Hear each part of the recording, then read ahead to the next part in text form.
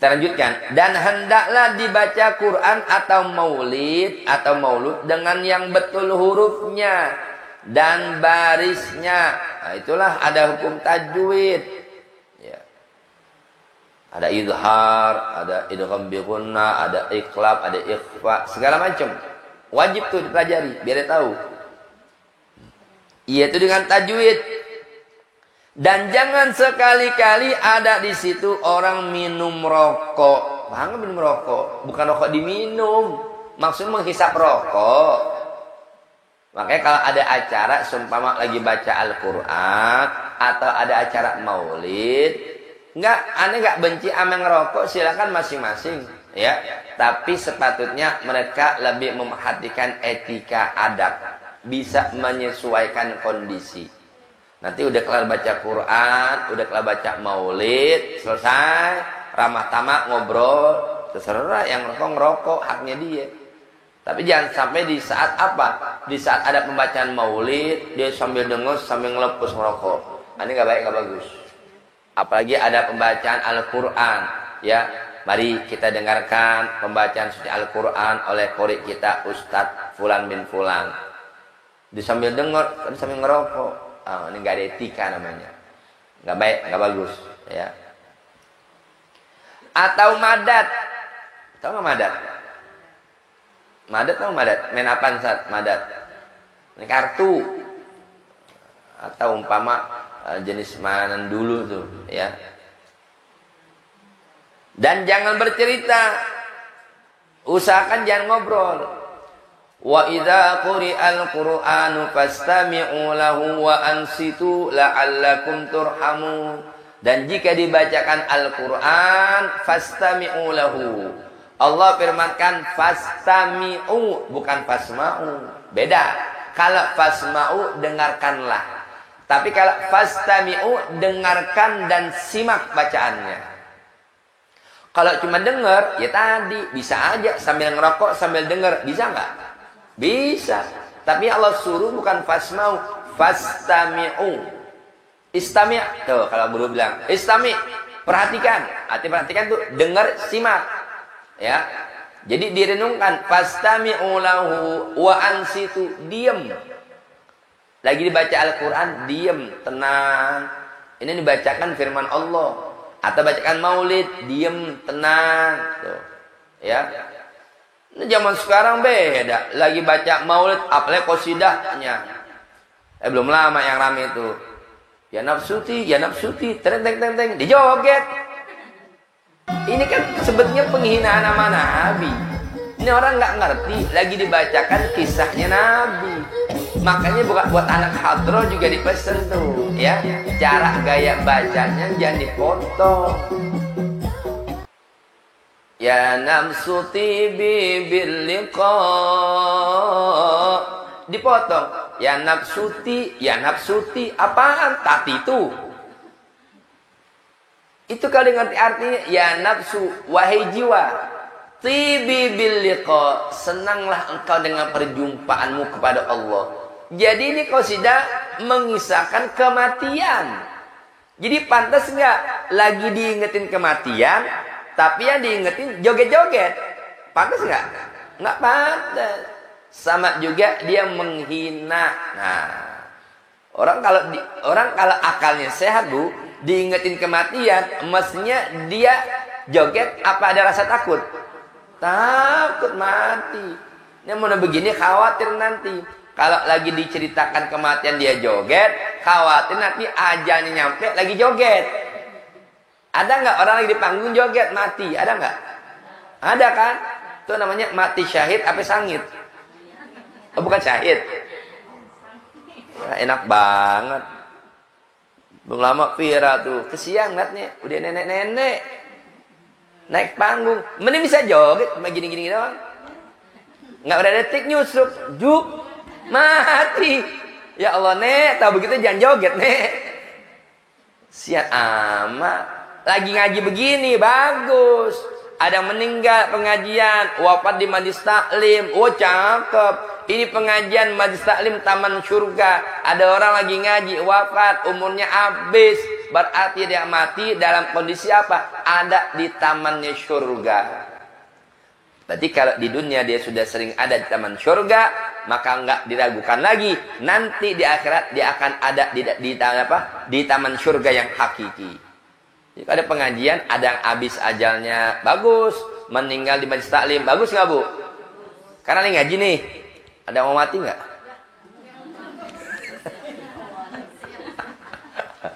Katanya mau bagus. Ya Ustaz, tapi belum siap.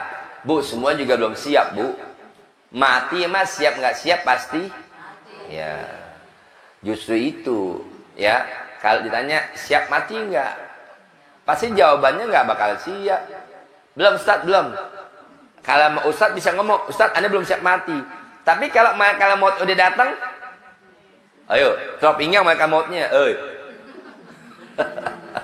ya ada mengkeret, tahu mengkeret, ketakutan dulu, ya. Kayaknya kalau orang baik-baik, insya Allah Bu, dia dengan amal ibadahnya rajin ngaji. Nah, alhamdulillah nih, saya lihat hari ini kayak penuh nih, ya. Kemarin pada kemana nih? Sibuk, gak apa-apa. Senang Bu, senang, ya. Yang senang bukan Ustadz, hati ibu sendiri yang senang, ya. Ada di Raudhah min Riyadil Jannah, taman surga, ya.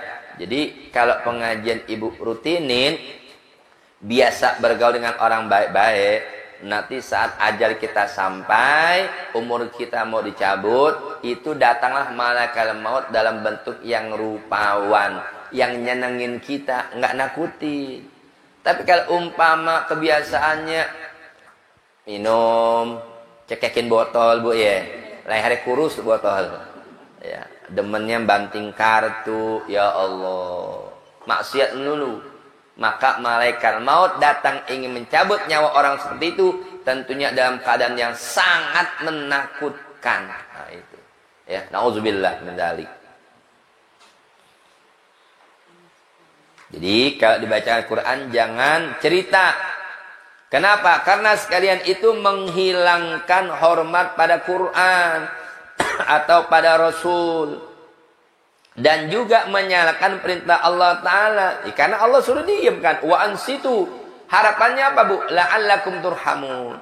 Mudah-mudahan begitu dibacakan Al-Quran, kau diam, kau simak pembacaan Al-Quran itu, ya, kau dengarkan, maka mudah-mudahan la'allakum turhamun, kau dapat rahmat, yakni kasih sayang dari Allah Subhanahu wa Ta'ala. Sebagai lagi sunat mendengar Quran dengan khusyuk, sekalipun yang mendengar itu tiada mengerti maknanya, walaupun yang dengar pada nggak ngerti. Karena ibu kan Quran dibaca sama qori ini, suaranya masya Allah, ya. Begitu dengar ibunya deh Allah. Tadi ibu tahu nggak arti ayat Al-Quran tadi dibaca? Ngerti nggak? Kagak. Allah. Arti Allah itu apa? Untuk menunjukkan ikatan batin kita. Ingat bahwa yang dibaca ini ada firman Allah Subhanahu wa Ta'ala. Jadi berusaha kita dalam kondisi khusyuk, khudu, ya, takut kepada Allah Subhanahu wa Ta'ala. Dan apabila ada yang salah baca, maka wajib ditegurkan. Itulah hikmahnya Allah suruh fastami'u, dengar dan simak. Boleh jadi di antara pendengar jamaah ada yang paham atau kupingnya lebih jeli mendengar. Tadi ada yang salah baca nih. Nah, tapi negornya dengan cara yang bagus. Artinya paham dulu, wajib hukumnya ditegur, tapi dengan yang patut. Jangan masih baca Quran ditunjuk, tadi lo salah baca. Nggak bagus begitu. Nanti udah kelar baca Al-Qurannya, udah turun qori'nya, syukur-syukur acara udah selesai. Kan kadang Bu suka ada ramah tamah tuh, ngobrol. Belaga deh pura-pura. Masya Allah Ustaz, tadi bacanya Masya Allah. Cakep Ustaz. Iya, Alhamdulillah, terima kasih. Minta maaf kalau ada kurang-kurang. Nah, justru itu Ustaz, maafin. Mungkin Anda yang khilaf, atau mungkin Anda salah dengar. Tapi coba tolong Ustaz koreksi lagi. Tadi sih Anda dengar, Ustaz baca ayatnya ini begini Ustaz. Kalau nggak salah, yang Anda tahu Al-Quran bacanya begini. Tolong diralat Ustaz. Oh begitu ya? Apalagi nih Ustaz tuh, ada rekamannya. Ustaz bisa dengerin. Di setel. Astagfirullahaladzim. Iya benar-benar. Aneh salah baca. Makasih banyak ya. Udah diingetin. Tuh. Yang dengar ada yang salah. Wajib dia meralat. Tegur. Kalau dia diam, dosa. Berarti dia membiarkan adanya kesalahan. Yang ditegur juga harus banyak terima kasih. Jangan sombong. Makanya yang negor juga pakai etika adab. Dibilang dengan teguran yang patut. Ya wajar aja kalau negornya nggak sopan, yang ditegur juga bisa marah. Tapi juga sebaliknya, negornya udah sopan, baik-baik. Yang ditegur mungkin ngerasa bagaimana? Lo siapa baru kemarin dengar gue? Nggak mungkin gue salah. Ini sombong namanya, nggak boleh juga. Ya. Dan apabila mana tadi? Dan wajib atas yang baca salah itu bahwa yang menuruti teguran yang benar dengan tiada amarah. Nggak boleh marah-marah, udah ditegur. Harusnya dia beruntung bersyukur, syukron, terima kasih banyak ya atas ente tegur ke ana jadi tahu ana yang punya salah. Insya Allah dari kesempatan bisa ana koreksi bacaannya menjadi lebih baik. Nah begitu. Adapun aturan baca maulid, maka yaitu yang tersebut aturannya. Dan lagi dengan tiada pakai rebana afdol. Kalau baca kita sama anak hadro salah paham nih. Wah Ustaz, kok begitu pakai hadro nggak bagus dong. Ya tar dulu, sabar dulu, baca kitabnya sampai kelar. Ya. Atau mungkin diartikan, kan banyak yang Anda bilang tuh, banyak terjadi sekarang, nada-nada pukulannya itu dimodifikasi. Tahu nggak ibu dimodifikasi? Bukan kendaraan doang bu dimodifikasi. Pukulan tuh dimodifikasi. Tapi kalau modifikasinya bagus, pantas, enak, sesuai syariat, monggo silakan aja. Tapi kalau pukulannya sampai dimodifikasi, dirubah-rubah, bahkan sampai mepet mendekati seperti pukulan dangdut, suka pernah dengar ada nggak? Pukulan hadroh, ya kan? Apa yang pakai dangdut? Ini nggak benar. Jadi menghilangkan kekhusyuan kita dalam mengingat sejarah Nabi kita Muhammad Sallallahu Alaihi Wasallam. Lah itu bukti. Coba banyak di mana majlis dipukul hadroh, bukan dia khusyuk ikut baca kesidahnya, tapi yang ada joget-joget. La haula wala quwata illa billah. Makanya satu ketika kan ada acara tuh, sampai yang joget-joget itu diomel sama Habib Syekh. Kita ini maulid, bukan konser. Apa-apaan kalian joget-joget begini? Harus ditegur. Nggak benar itu. Ya. Tapi kalau semata-mata pakai rebananya, hadrohnya, apalagi orang tua kita dulu. Kalau hadroh kan baru sekarang aja Bu ya. Dulunya dikira kan rebana ya. Ibu-ibu suka ada kan tuh? Ibu-ibu rebana kan ada dulu ya. Itu pun paling 3-4 orang. Kalau sekarang kan rame Bu ya. Sampai 10, sampai 12. Tapi walaupun dulu cuma 3-4 orang, khusyuk. Pukulannya juga nggak jauh. Tek, dung, dung, tek. Tola'al, tek. Dung, dung, tek. Nggak rame-rame amat. Tapi ada khusyuk, penjiwaannya ada. Kalau sekarang Bu, maaf, cuma menang rame doang pukulannya. Betul nggak? Yang bacanya pada kemana? Nggak kedengeran. Itu yang maksud begitu. Jadi anak hadroh, Anda jangan salah paham. Silahkan main. Niatkan semata-mata apa? Ikut dakwah. Kenapa? Acara maulid Nabi. Ada qasidahnya, ada hadrohnya. Bagus. Waktu contohnya Nabi datang ke Madinah kan disambut itu. Tala'al badru alaina. Sama pukulan tak, dung dung tak. Ada. Nah, tapi ya kita ini banyakkan salah begitu. Terlalu dimodifikasi nada bentuknya. Sehingga menghilangkan kekhusyuan. Itu nih maksud. Ya, jadi jangan salah paham. Nih lanjutnya. Dan jikalau hendak juga pakai rebana karena niat menyatakan kawin, umpama apa? Nyambut. Kan suka ada tuh, apalagi di Betawi ada palang pintu kan? Nah, ada sambut nih. Kadang-kadang suka ada baca salat dustu dulu. Allahumma salli wa sallim. Nah, Kemudian apa? Pengantin prianya itu mau masuk ke dalam, ya diarak. Kan diiringi tuh sama hadroh, sama marawis atau ya hadroh tadi. Itu wajar, nggak jadi masalah. Tapi juga tetap pakai etika, ya. Maka tiada tercegah. Tetapi jangan dengan kelakuan orang bermain-main. Nah, gitu. Jangan sambil mukul hadro juga, sambil mukul rebana, sambil ngobrol, betawa, cekak-cekiki. Nggak pantas, nggak bagus. Ya.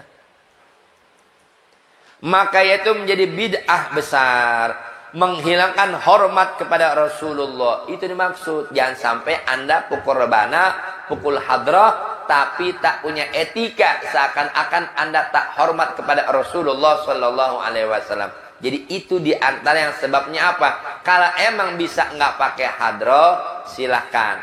Tujuannya bukan benci sama hadronya, enggak, bukan.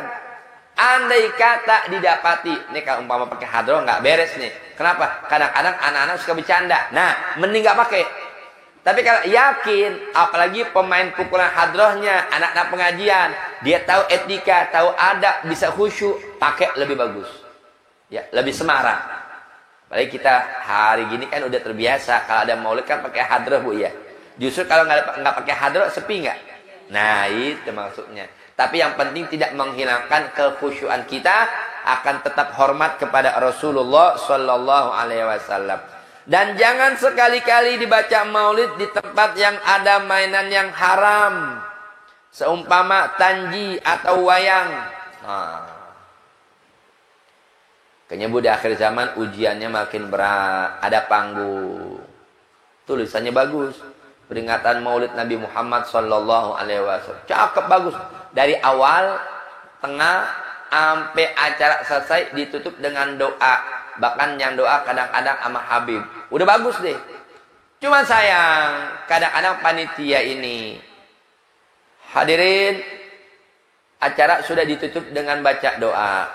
Tapi mohon hadirin jangan bubar dulu. Karena acara kita belum selesai. Setelah ini, mari sama-sama kita lanjutkan dengarkan lagu.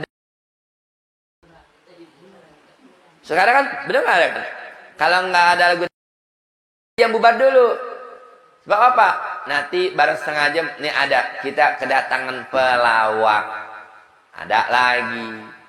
Yang tadinya Bu acara udah bagus, husnul khotimah, ditutup sama baca doa, akhirnya bukan lagi husnul khotimah, su'ul khotimah. Ditutupnya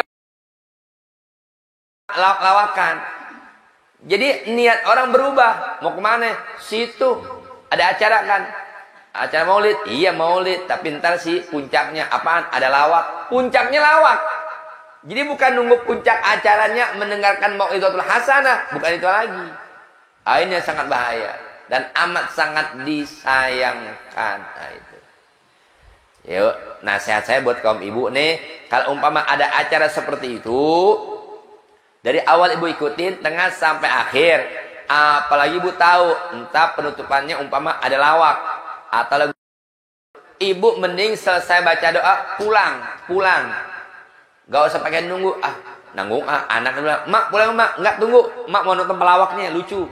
Ya, jadi ibu pulang maulid bukan bawa ilmu, bawa lawakan. Nauzubillah min zalik. Ini yang salah kaprah, sayang. Ya. Dan lagi di tempat yang ada makanan yang haram, apalagi, ya. Umpama di situ ada tempat pemotongan babi, ada tempat pemotongan anjing, umpama ada makanan-makanan yang haram, sengaja di situ dibikin panggung, bikin acara maulid, jangan dong, kayak gak ada tempat yang lain. Ingat, yang diperingati ini adalah orang yang sangat mulia di sisi Allah Subhanahu wa Ta'ala.